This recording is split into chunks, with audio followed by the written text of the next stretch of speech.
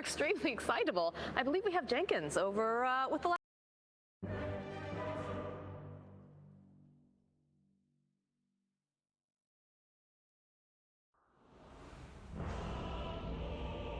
Wow. Thank you, Jenkins. Yeah. That was something else. My goodness gracious, Trent. I've never had an intro like that before. Yeah, people sometimes get a little nervous getting on the big stage with like the really huge teams and everything. So that can really break you out of any sort of nervousness when there's just Jenkins rambling at you. So bless his little heart, his little soul. I just hope we get a little bit more of him here. And for a long 3 games, can we hope as the night grows dark, the games get good.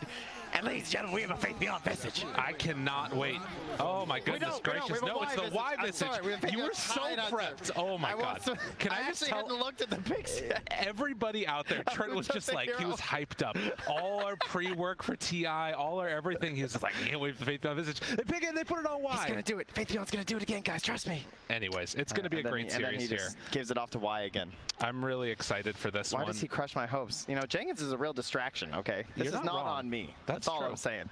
That's absolutely true. So should mention, as we head out across the map right now, Virtus.pro trying to find themselves an opening, but likewise LGD all staying together across the map. The panel talked a lot about the early pressure that Virtus.pro needs to lay on, and I think the point that was made of like, if you draft to win the lanes and you lose the lanes, you're going to have a bad time. I think that was an SVG comment there. That's pretty solid advice, you know, from a TI captain right there. You got to make sure your game plan goes all according to plan here. And for now, the plan is a bit of passivity. So everyone just kind of on their own side. And we'll just go for 2 for 2. So yeah, my disappointment is immense here. I'm not going to lie. Why on the Visage? So big differences here will be that you're not going to see that like super heavy damage dealing Visage that you might have been expecting, right? Like someone just like gets right in there, but of course throws them off a little bit during the draft. You have it for the flex pick there. Not sure what they're going to do. Of course, we can run support Tides these days. We can run support Visages. So Faith Beyond just going on the old standard reliable because they didn't really go for necessarily the best Tide counters, right? Which has of course been a big theme throughout the drafting as we've moved forward throughout TI. Yeah, that's something that's kind of interesting because in a lot of ways it feels like the damage that gets done in the biggest way by Tide is in sometimes that laning stage with the minus armor, Gush just running people down. So instead opting to go back over to the other side there and opting to try and beat him out in that phase of the game instead. So Kingslayer and DM, because they sent the Earthshaker up top with Kingslayer. Yeah, of course you're seeing in the tri view there, just like, but where's the Luna? But Ame, hello, he's making his way down in that bottom lane. Now will show up here, so nothing wrong with getting a little bit of extra gold and XP on a Visage, that's for sure. But Luna wants to get in there right about now, so gives the taunt, roars that ferocious roar, and gets Y out of the way. Absolutely, and you're seeing right here. Yeah, this is obviously part of the reason that you're taking this Visage and support role. Still does a ton of damage out there with the nukes, the soul assumptions, the grave chills. It's all good. Yes, to use a Suns fan line of, you know, the old man, and where am I? Visage, of course, renowned for its old strength in the tri-lanes as a support. Something that, you know, AUI here joining us as panelists used to do this quite a bit. And you're gaining all this damage for your soul assumption to put it back in the enemy supports. Won't save your courier, though. Not even a little bit. And I think we'd be a little bit remiss if we weren't talking about already this mid lane here. 10-3 on the Kunkka versus the 4-1. Nothing to say, having a really good time here against GPK. You know, we watched a lot of the pubs in the lead up to TI as well, and these guys were battling out for that top spot in MMR, and GPK put on a really good performance, but, you know, it should be noted that this is a little bit of a rough one at the early goings, at least, getting doubled up. Well, considering how we did just yesterday, you know, he also knows that things can be rough for an Ember, but they can also recover. Absolutely. So, no panic quite yet. And some voice lines being thrown out here from Save. Save again on this bane. Something that also was mentioned by the panelists is a way that Virtus.pro play the hero that's pretty unique to them. Getting that earlier farm and hoping to get into that Aghanims at some point with just how ridiculously strong it can be. Can be incredibly impactful as the rundown again. You take a look at this Bristleback. Hasn't really been able to get any free time for his Bane to run up there and get some Ancient stacks yet. That's something that might happen a little bit later on, but that's something to watch for sure. Something that can accelerate that Bristles farm quite quickly once we get to the later stages. Yeah, meanwhile, of course, we haven't even discussed XinQ here on the big old Dawn Breaker. Popped out really fast in the draft, something that Virtus.pro was, you know, kind of dabbling with a little. People were questioning that being there, and so LGD come out with a little bit of a statement here to just grab it right away. And position 4 role has the Orb of Venom, has a stick, and you can kind of see how it would mesh with the Tidehunter, much like those Weavers and Snapfires too, of just trying to be an offensive forward to follow up on the Gush. Couple pulls going out, back and forth across those sides, back towards mid. Again, Ember catching up a little bit, but getting a good amount of pressure there with that Tidebringer cleave from NothingToSay. And depending upon how it goes, we'll have to go back and maybe get the Bounty Rune. Up top lane, DM has also been getting a little bit of the better end of it by Faith Beyond, who's right now sitting 21-6 on this Tidehunter. And the one-on-one-ish matchup as both the supports are kind of bouncing around which ways. Yeah, certainly an interesting one, right? You don't really see this all too often anymore, but it comes back to what you mentioned before in terms of like the Bristle being on that side of the map. When you're playing Dire, you sort of want to be near the Ancients, and you can control this area. You can contest the Luna a little bit. And well, speaking of tri-lanes here, we have a very sneaky TP coming out here. Not spotted, I believe, by the Vision. XinQ trying to get a wraparound play through the trees. They don't want to scare him off quite yet on Nightfall. Yeah, and I mean, save is nearby, but again, if you're able to get that jump, there's a potential you could try and find some extra pressure. But Kingslayer also making the move down bottom. Yes! He's back. Tri-lane versus tri-lane Visage. The crowd goes wild. They love it. Well, they might need to be able to do some extra damage there as Nightfall slowed down for the moment, seeing if they can get a couple more hits the second round, but no! In fact, it's Y who falls, and also in the mid lane. Don't look now. It ends up being a NothingToSay solo kill on to GPK, and they're still looking for more. XinQ in some trouble as, well, Kingslayer might have gone a bit too far there, gets punished by XinQ. Can they do anything else here? Save, right click, slow down. Nightfall trying to get XinQ, can't quite connect. He's good. Yeah, dodges away through the other side and has a salve going. Could maybe make another run at it. Oh, that's dangerous. Clicks, yeah, it's a Bane, my man. You're in a little bit of trouble now. Team gets up there with the Starbreaker, but they both end up falling at the last second. Just mayhem down bottom. Two teams starting to get a bit of a feel for each other. There is a truce up top, of course, between Earthshaker and Ty. They're just hanging out, but that mid lane kill, now level 7 on NothingToSay, while GPK still level 5. Got the punish on the getting 6 first, used the ulti for the kill. Ember unable to escape, and needs a friendly TP to the lane just to fill the bottle. Yeah, this is a tough one. I mean, and again, Ember matchup as, well, NothingToSay is just going to walk in again, going for the right click down, but with save there, that should be enough to stop the pressure. But yeah, normally you can like go for either a remnant away with the X combo or what have you. Not the case when you don't get 6 in time. As XinQ turned upon by GPK, Kingslayer there, gets in range for a little bit of minus intelligence as well. A hot start on this cold night. Impressive. And now you start wondering, with Faith Beyond obviously getting off this great start on the Tidehunter, leading in the CS, moving towards this tower, what's the answer from Virtus.pro? Like, do you try and stop the side? Because he's just going to keep going, and DM doesn't really have a lot to do. If you try and mess them too much, you already see the rotation coming in from Y. You have an Ember, like GPK, he wants to try and get some punishes when he can, but he's a little busy catching up. He's hitting neutrals right now. I feel like DM's just going to get sent to the Wolves here. They are bringing everyone on LGD. Yeah, DM, you're the sacrificial one here as they move in and finish them off. They know that there's not a counter move here from Virtus.pro right now. Right, like XinQ's just sitting mid. He's going to grab a little bit of creeps on the wave here. Maybe they can get this kill, but there is a ward that's spotting this move from safe, so I highly doubt XinQ goes down. Right, yeah, respecting the vision. Yeah, he's good. Keeping it cool. Yeah, he knows exactly where save is sitting. So, of course, the best case scenario for a Tidehunter player, take that top tower, TP bottom, and hold the wave. I mean, I think that this is one of those situations, too. Well, maybe they've been able to find him. I don't know if they can really do all that much. Boat goes out first, and in fact, if VP aren't careful, they might end up losing another one themselves. Y moves himself through the river. GPK gonna throw out the remnant back behind, but the rundown won't be enough to kill off that Ember there. Yeah, X was coming back pretty soon there too, so. Played it safe, he knew the limits. He's got that timer, the internal clock that all Dota players have. Got to get that fuel going, and well, with Ty taking the bottom lane, Ame freer to farm up here, moving in towards these neutrals. And you love the team playing nearby, so he's stealing some of this farm that was lying in wait for GPK. It's an invis that spawns bottom as everybody was stacking around that top rune spot, maybe looking for an opening there. But as you can see, another rotation up towards top to protect the Luna, but are they going to be able to get her out of there? The fissure block actually comes through. Obviously no 6 yet on save, and with that, they're not going to be able to connect for any type of a punish with these supports. They're kind of weird support duo, right? Like the Bane Silencer. It feels like they're both good individually, but just kind of cover each other.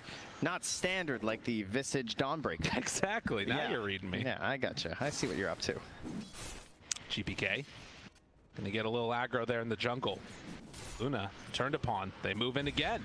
Save trying to get in range. Does have enough for one. Remnants out and looking for more. Another sleight of fist. Does GPK have it? Force stacks. Not quite gonna get it. Yeah, it's really good. Keeping you up here. So 2-1 and 1 build even at level 4 will keep him up. He'll be just fine. GPK still wants to hang around and see if he gets a little bit greedy coming back here, or will at least grab the next wave.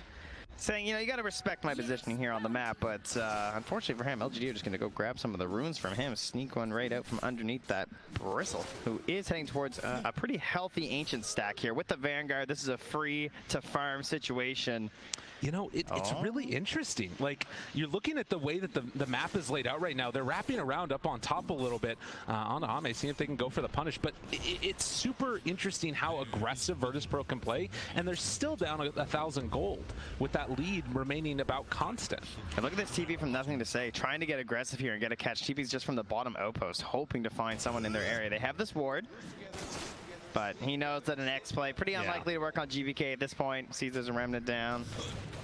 Gonna have to force something out from him to try and get the catch. And I mean, you're talking about, again, that like weird combo that they've got. Like, there's nothing to punish GPK right now. This is a completely free Ember game once you get through that laning phase. And like, who's gonna try and control this guy? You got a Starbreaker or something out there? There's nothing. Now, I know what happens to Ember players. See, they see this kind of a game and they go, oh, there's no stuns. So they keep playing and they keep pushing and they go to that limit, and then suddenly there's, you know, a cleave you don't spot from a Tidebringer and a Soul Assumption, and you're dead. That's true. We'll see if it ends up happening here. Obviously, a lot of nerves potential on the big stage. There is one really big stun if they want to use it, as Faith Beyond heads on in, but the Remnant away. And that's going to keep him back. That's the false sense of security, because your core can't be killed. Exactly. So you just follow him into battle, you know, and then he abandons you like that as a support. But trying to help get some kills for GPK, and sometimes that's going to cost save there on the aggressive Bane that he plays. And obviously that extra space has opened up a little bit of room on the map for that Bristle to clear out those Ancient stacks that you were mentioning.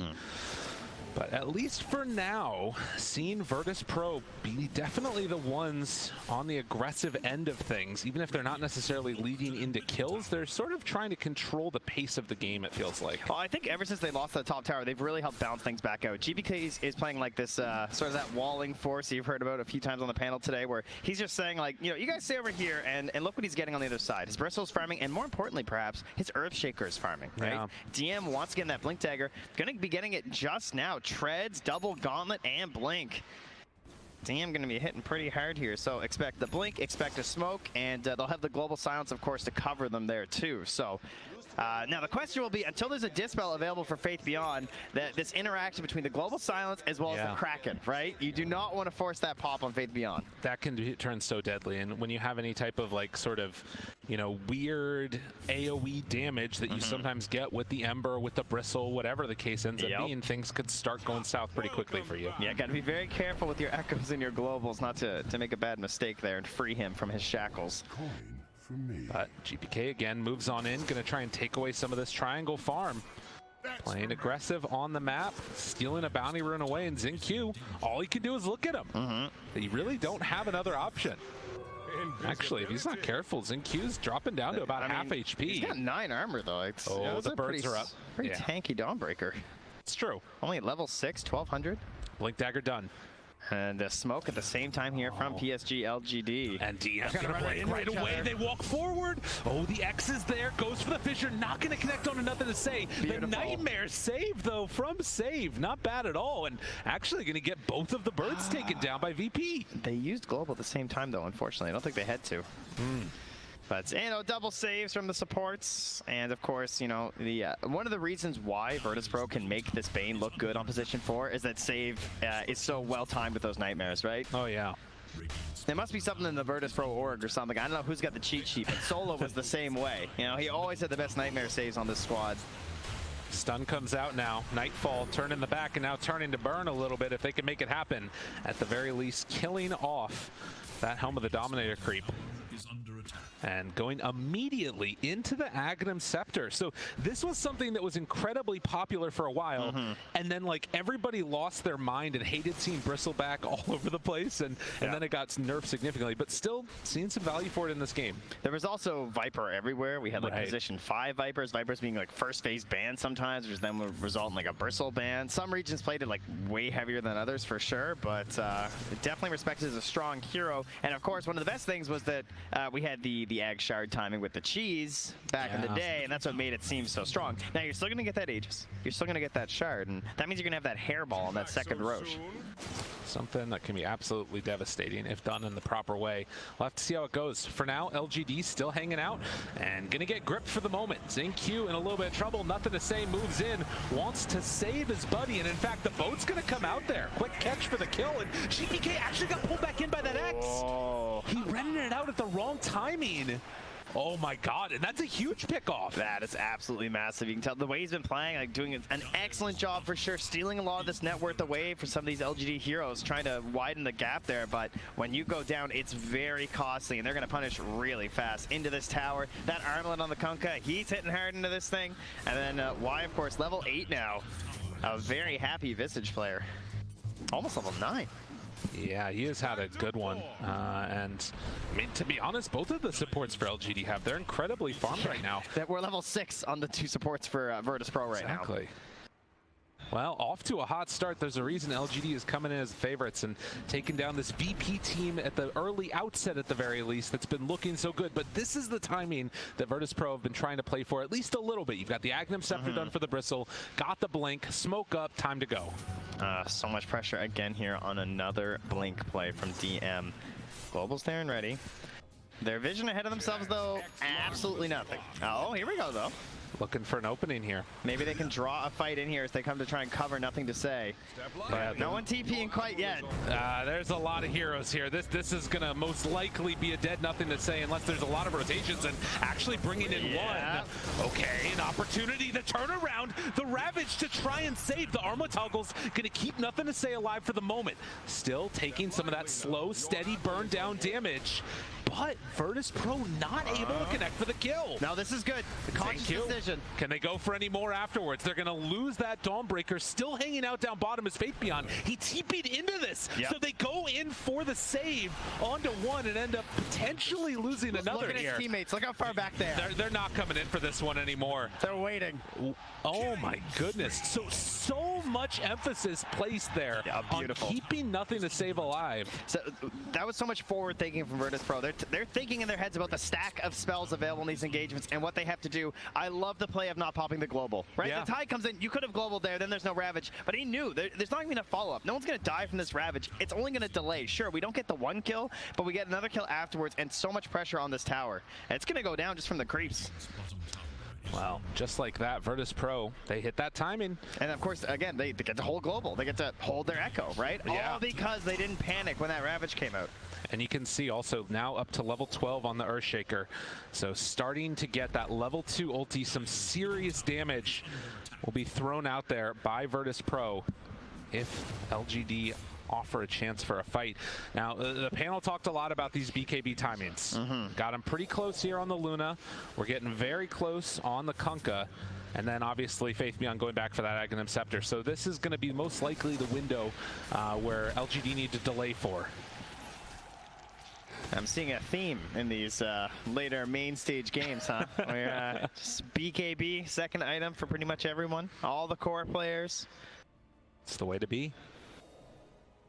But for now, at least. Bane stocks rising. Virtus.pro. Oh, is he in that ward down? I believe he is up top. Yeah, they actually see save. Not going to matter, though. Yeah, well, perhaps it will. There. They go in, maybe, with the birds. DM getting slowed down here. Yeah, there's not really a play there. It's interesting. Like, do you think that Virtus.pro need to just keep the energy and momentum going? Like, there's still this window where they're very strong. It's a very hard read for them right now because they want to wait for the BKBs. They don't want to get caught by like some BKB fight from the Luna because they can tell that Almighty is obviously farming very fast. Didn't have to rush the Aghanim Scepter like Nightfall. So even though he's ahead in net worth, his BKB is of course going to be quite a bit, you know, significantly more delayed than that of the Luna. To make the fights a little difficult. A little bit off the mark there, and Nightfall in the meantime again clears through the wave. They're hanging out there mid and getting very close, only 1,000 or so gold away for the Nightfall BKB. There are some issues though, right? I mean, obviously Virtus.pro have been watching the games. They know what's happening. They understand that BKBs are going to be coming out on the earlier end in these games. You have some decent options versus BKBs. You of course have the global silence, if that comes out after. That could of course hamper you during your BKB and the efforts that you want to put out there. And you also have that Echo Slam. And you know, sometimes it functions a lot like a scythe, where it's this idea of just like, yeah, you have BKB, but I might catch you first. Save there, stalking around this area. It almost looked like he wanted to get caught. Maybe that, you know, was sort of bluff of there's vision over here or something. But Nightmares goes for the walk away, then Nightmares again. I feel like he's almost wants a Dawnbreaker play, right? Like Solar Guardian and just come out globally. BuLba left down on the ground there, but the Dawnbreaker shows up bottom. GPK going with the grip, trying to find the kill. The Ravage is there though. And the turnaround, the attempt, GPK still going in. The global afterwards, and now Remnants Fort, they've also got a fight on the other side. Nightfall trying to TP out. Do they have anything to control him? Yes, they do. So while the fight's going on bottom, they managed to kill off the Bristle. And the turnaround though, looking for Team went in, but he gets punished hard. Those are some good BKBs. That's what that was. Wow. That was painful. You see Echo Slam on the fight recap, and then you look at the damage, and you're just like, oh, I guess that wasn't a very good echo there, guys. My bad. Oh, man. And, you know, just a little bit of discombobulation across the map there. Some teams zigging when they should have zagged. Now a 5,000 gold lead for LGD. I like these small rotations to cover from LGD. It's not full 5 hero panic, right? It's just 2 heroes 2P'ing down. Sure, you're using the Ravage, but it's enough that it forces out the global, and of course, you're still getting that kill in the mid lane. So yeah, certainly things going better for LGD at the moment. Not able to capture a major objective off that. They're not grabbing that Roshan or anything. But all things pointing in a good direction for them for sure. I will say, at the very least, GPK, after being a pretty active and aggressive hero here, was able to catch up quite a bit on the net worth. Yeah, and it's much needed. I mean, again, you're running on that. He was way down. Yeah, it was a tough one. Of course, that might just be some of his allies also faltering a little bit here, and perhaps like, you know, DM not getting as much time in the jungle, starting to roam around and still hunting for that elusive Echo Slam. I mean, he had one earlier, to be fair, but yeah, it's a tough one right now. You see all these potential openings there, and maybe a moment where they can find LGD grouped together, but it's just not happening. LGD are delaying the game, trying to slow it down and consolidate this lead they've been building. You can see Virtus.pro, I believe, starting to consider that next potential objective here for LGD. Should be going for the Roche. They want to D-ward around there, try and cover it, but it's hard to win the vision game versus a Visage. Oh, that's a sneaky one. Love that ward there. Oh, that's a real nice one. And you can take a look here. You know, GPK, ever since that mid lane matchup has happened, he's just been on their side of the map. If you look down to the mini map there. That's incredible. Just absolutely playing on their side. But few in the fountain, too. Right. You're not wrong. But of course, just sort of transitions now into him being a little bit behind and having to play a bit of catch-up. DM, again, farming down bottom. That Celestial Hammer is going to come back to XinQ.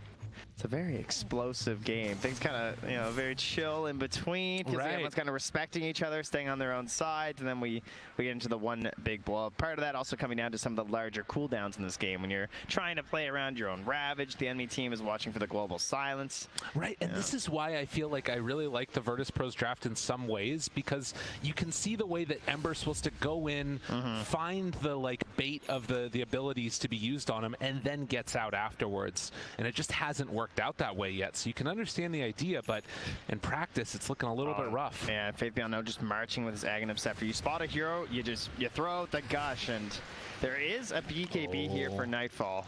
Nightfall, he walks into all of them. The rest of Virtus.pro is pretty far away, but still hanging on to that BKB. This could be, they're not going to go for the fight. Now he pops it. Okay, and TP out. Manages to escape from that one, and now just going to walk right into the pit for LGD. Yeah, didn't TP to the outpost or anything. Is running right back immediately. Salves up to, has the Quicksilver amulet, so he's running. Taking down that Helm of the Dominator creep. And LGD maybe thinking they are able to get away with a free one there, but not to be the case. And of course that ward, as you pointed out before, still sitting there, so they see some of these little rotations around the pit, and so they're going to go for the smoke wrap. Another smoke. Oh, this could be big if they could find him. Up on the high ground, Nightfall is on the low ground. Kingslayer's the one that gets jumped on first, potentially. Has a no global if he wants it. But they're going to go for the pull down and the kill. Dead, but has buyback. So buyback global is an opportunity here. If they want to turn it, jump forward, fish around onto Y. Looking for the chase down. Do they have enough? They don't want to break that Kraken show, but the Ravage comes out. Going to connect onto only 2. Do they have any more afterwards? The Echo, it's not doing nearly enough. Virtus.pro have to run away in fear as LGD just won't let him go. The chase down one by one. LGD are just too damn good. Things were looking so good up on the high ground there too. Like they kind of split the fight up into 2 with the Bristle down on the river, and he's waiting for his BKB, and now the BKB's even there from DM. I thought this was his chance, but the whole team not able to connect. I mean, still holding on to the Fiend's grip. Save couldn't really find the right moment. After all that, a punishing play here from LGD. And they got 5 minutes of freedom with that Aegis. I mean, sometimes you just fight as Luna in the pit with nobody nearby. There's a billion eclipse beams. It's such a slow way the fight starts, right? It's just an Ag. Like, you have so much time to react from this Ag's gush, and they just kind of waddle at you. Faith_BeyondKnown's just walking in up top. They try and punish onto Y. And DM just, I mean, he's looking at this, sees 2 heroes, but BKB timing on the Ravage was good. The Eclipse comes out, but the BKBs, again, by the time he gets on cores, they're just getting the BKBs out. But back in the game there. Wrap around there, finding themselves one, but GPK able to get out the last second. Save. Nice save. Well done. You can save a word there. It's good. You know, nice save. That's there. Must be why he plays the Bane. Exactly. But yeah, 9,000 gold up right now for LGD with Aegis in hand on this Luna. We've seen so many times these Lunas just march down lanes and end them.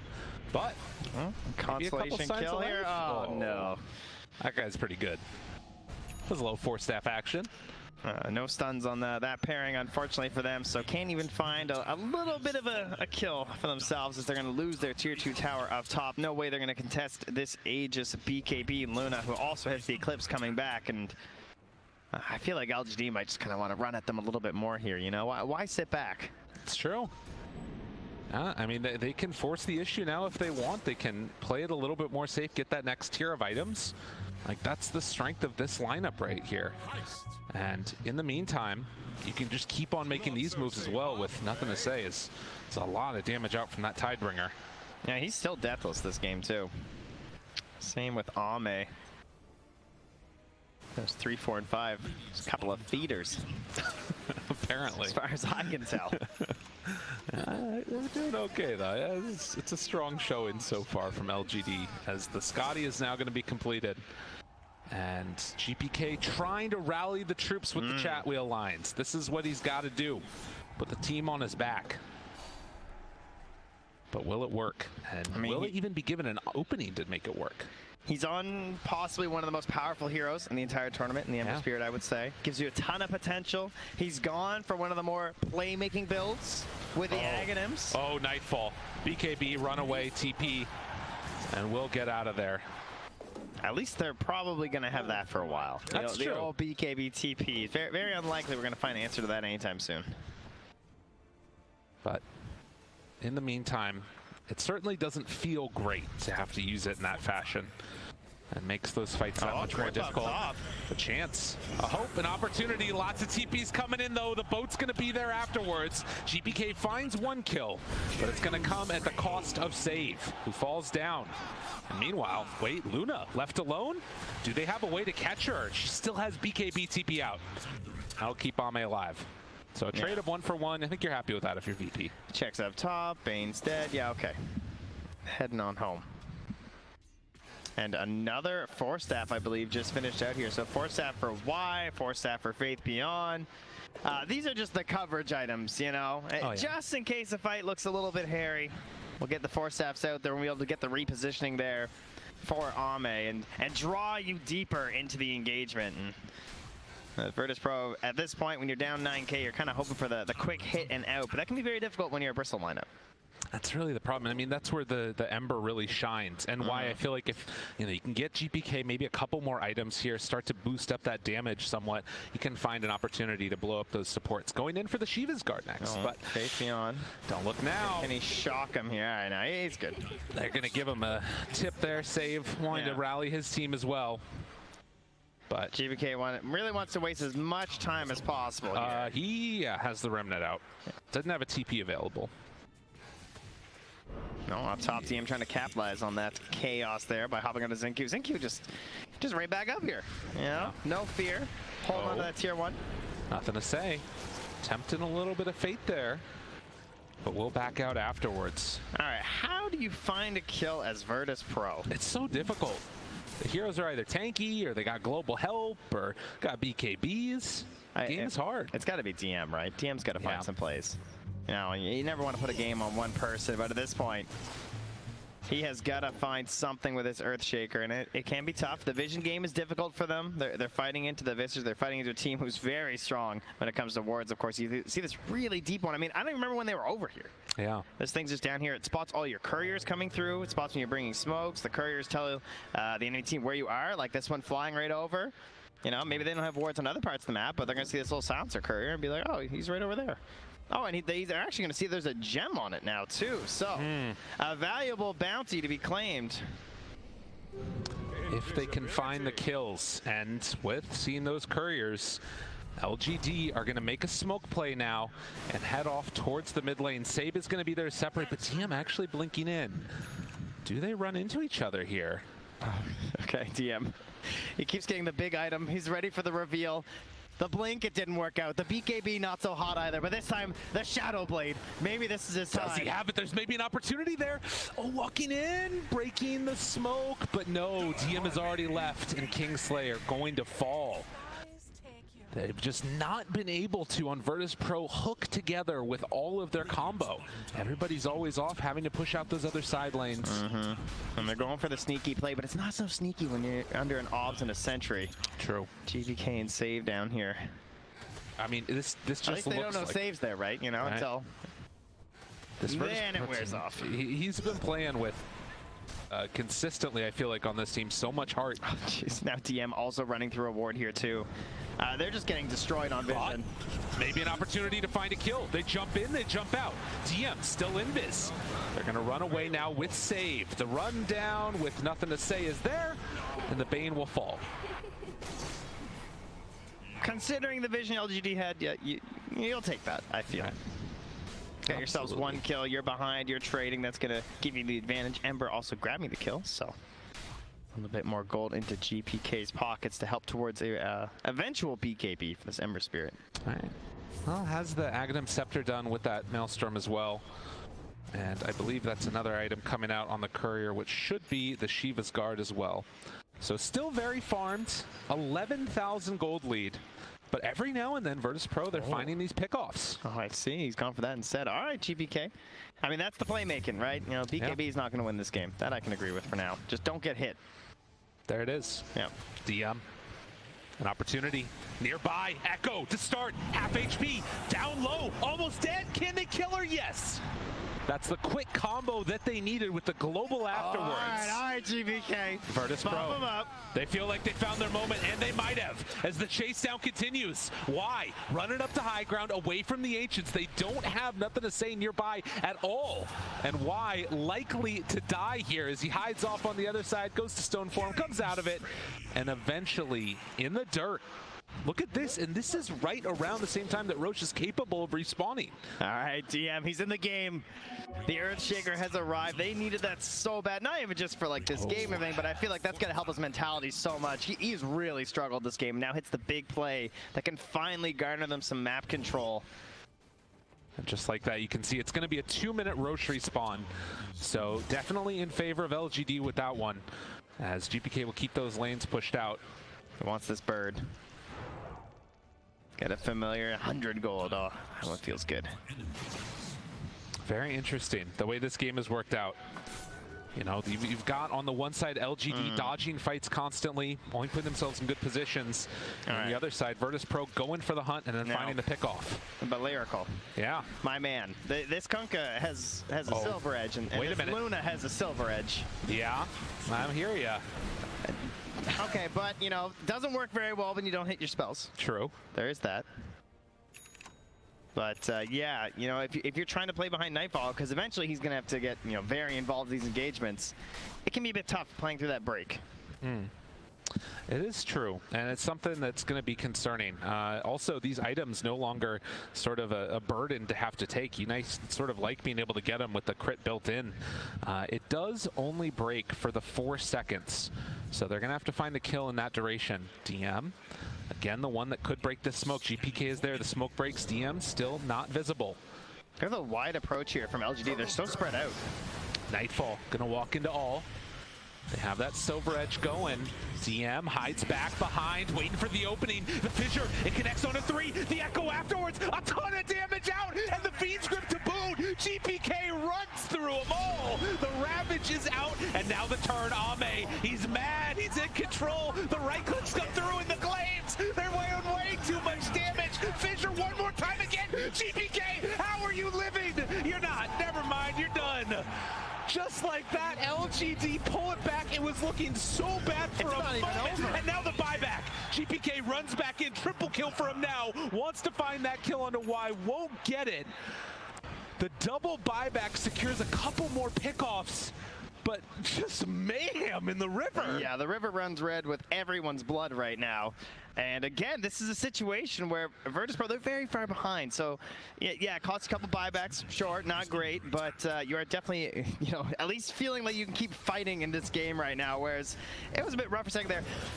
Man, I thought that it was going to look a little bit rougher here too, because DM coming through, watching for this Echo Slam, right? This is the play again, gets in there before the BKBs are popped. Now, the main problem was Ame, of course, sitting there just slaying this entire time, throwing out this big damage, but they do focus the other cores down first, right? Take away that control from the Kunkka, try and get the Tide after the Ravage, and deal with Ame in the end. And just right there, you can see how close he was, but one last round there. The Soul Assumption doing so much damage, and then of course the buyback after he got the Remnant down. GBK knew that Soul Assumption was going to kill him and made sure to get out after. This will do wonders for GBK's net worth too, of course. You know, like, you bought back, that part's a little bit painful. Came back, got a kill though, and of course you're farming the entire map by yourself. He was the only core left standing. Has the BKB done, and really it's the levels there as well. You can see now up to 26. Went for the 2 Sleight of Fist charges. So, wow, he is well ahead on the XP. The next highest, at least on the enemy team, is 24.25. This is going to be an interesting timing. How much can he get done with this advantage that he's been able to build up? Still, again, 10k gold into the lead there of LGD, but the Remnant in. They're hungry. They want to find these kills. As they walk forward, Y going to be controlled. Faith Beyond. BKB out from DM, though. Goes invis afterwards. Broken. Oh, he's controlled. Echo done. The break on the Tide Hunter, absolutely beautiful from DM. And now the grip onto Ame. They want to kill him in time. Do they have enough? No. Ame with the turn. Ame, are you kidding me? What in the hell was that? Ame lives, but then finally goes down. One last hit. Oh my goodness, save. You did it to him. At least he finds that in the end. There's some buybacks here all around. But that's got to feel good for LGD. Finally taking a decisive victory in an engagement. Absolutely ridiculous. The Roche is up. Everyone knows it's a major contesting point in this game. And somehow able to get Ame back standing, not finished off there by that grip. My goodness. The rum buff, I mean, everything just keeping him alive there in the end. And the Solar Guardian, all for Ame. I mean, and the Silver Edge as well there on the Tide Hunter, getting them broken from the Kraken as well. It's a bit of a mess. Don't worry, in the main game, we're all good here. They're just Roshan by themselves. And Y, of course, you know, kind of pulls them in. Nightfall is basically just gaining vision. He runs in first, sees what's going on in the team fight, and that's what Save and DM are mostly trying to play around. There's that break you're looking for, the finish with the Echo Slam, and then after the Stone Form, Nightfall can go back, get the finish. But there, again, getting the grab onto the Luna. Oh, he got so low, too. Low. 600, 100, 180 HP. Like, really? That is at least Save gets the big reach at the end there after the Nightmare for the kill. That would have, I mean, if Ame lived there, that's it all. That's the game almost, it feels like. But as it stands, can feel the hype in the booth. Teams getting ready. Upper bracket is no place to mess around. I can tell you one benefit there for Virtus.pro is that Luna doesn't have the Aegis. They grab that, they put it onto NothingToSay's Kunkka. And, you know, when you actually want to hit buildings and go high ground, you'd probably rather have it on the Luna, especially with all these 4-staffs they have too, where they can really mess around with the initiations from Virtus.pro. Oh, I see Faith Beyond just found, was that a gem? Might have run around somewhere? Okay, maybe I'm just crazy. Thought I saw something on his head. But nonetheless, 27-17. And even though it's felt at various times like Virtus.pro are just on the verge of breaking it through, this net worth lead continues to go into the favor of LGD. The veteran squad giving it all out here. Double damage. Aghanim Scepter done for Bane though. We got the triple Fiend script. Oh, I've been waiting on that for quite a while. Also a Assault Cross there too for the Bristol, so just like gaining more and more power here for Nightfall. We're already 40 minutes into this game and can see LGD starting to feel a little bit more bold, crossing the river, putting the pressure now on to this young VP team. They can move very confidently right now with Y having the birds and having the gem. They can check for all this vision. And I don't see any obs with them right now. So they've got one up in the dire triangle.